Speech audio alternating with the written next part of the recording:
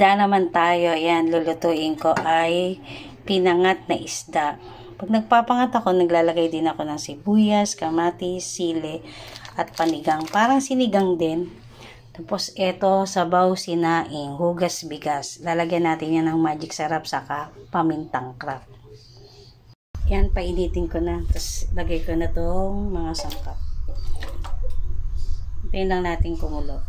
Yan, kumukulo na. Medyo pisain natin yung kamatis. Maganda nga, maraming kamatis. Kaso, mahal na ngayon eh. Nilagyan ko na rin yan ng pamintang crab. Tapos, ito lagay na natin yung isda. At konting hipon. Sariwa ng isda. Ito na rin yung pampaasin. Yung or sinigang. Tapos, takpan natin. Yan, luto na. Hindi ko na nilagay yung magic sarap kasi okay naman yung lasa. Kasi pag ako gumagawa ng isda, nilalagyan ko na ng asin sa kakarak na paminta. Patayin ko na. Sarap nga eh. Talaga pag sariwa yung isda eh. Saka yung hipon. Kaya manamis-namis.